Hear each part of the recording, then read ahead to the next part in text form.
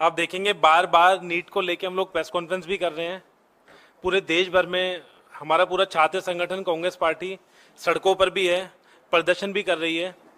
लेकिन बार बार हमें press conference करना इसलिए भी जरूरी है कि आप देखेंगे रोज मीडिया खबरों के माध्यम से वो कुछ ना कुछ हमारे खुद के जो हमारे नेटवर्क हैं, कोचिंग एकेडमी के जो हमारे साथी जो प्रोटेस्ट कर रहे हैं, जो नीट के छात्र प्रोटेस्ट कर रहे हैं, उनके माध्यम से डेली नए नए खुलासे हो रहे हैं।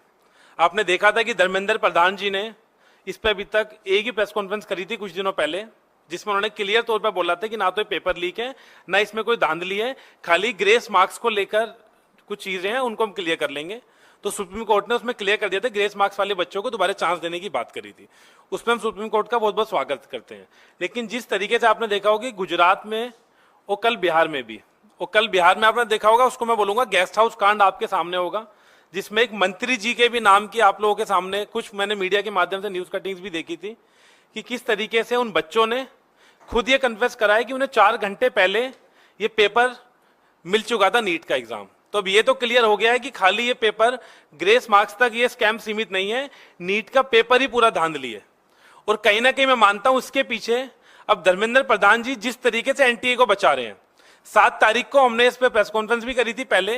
तो जब पहली प्रेस कॉन्फ्रेंस हमने करी थी, हमने पहले ही ये मांग रखी थी, कांग्रेस पार्टी ने भी, एनएसवाई ने भी, कि इमीडिएटली एनटीए के ऊपर जांच शुरू करी जाए। और वो जांच सुप्रीम कोर्ट के रिटायर्ड जज की निगरानी में या करंट जज की निगरानी में, सीबीआई के जो आला अधिकारी हैं उनकी निगरानी में जांच शुरू करी जाए। तो उसके अगले दिन जांच तो शुरू हुई। पहली बार ये देखने को मिला कि एनटीए पर जांच हो रही है और उस जांच की जो अध्यक्षता कर रहे हैं वो एनटीए के खुद के एम्प्लॉय हैं, जो पदाधिकारी हैं, वही अपनी जांच कर रहे हैं। इसका मतलब ये, अगर मैंने चोरी करी है तो मैं अपनी जांच खुद कर रहा हूं। तो इसको देखते हुए ये तो समझ आ गया कि धर्मेंद्र प्रधान जी जो 24 लाख नीट के छात्र हैं उनको लेकर कितने गंभीर हैं। और अब तो मुझे यह भी शक थोड़ा जाहिर हो रहा है कि जिस तरीके से रोज खुलासे हो रहे हैं, आपने देखा होगा गुजरात के अंदर तो जो डेप्यूटी सुपरिटेंडेंट हैं नीट के, उन तक को गिरफ्तार करा गया। जिस सेंटर पर एग्जाम हुआ था उसके प्रिंसिपल को गिरफ्तार करा गया।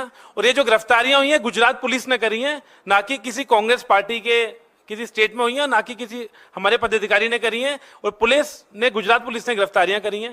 गिरफ्तारी में पता चला कि लगभग 2.5 करोड़ के ब्लैंक चेक्स तक रिसीव हुए। उस ब्लैंक चेक्स में उन बच्चों से लिए गए जिनको 65 लाख रुपए कमिटमेंट कर कर लिया जा रहा था कि आपका हम स्कोर बढ़ा देंगे, और 65 लाख रुपए पर बच्चा वो चार्ज कर रहे थे।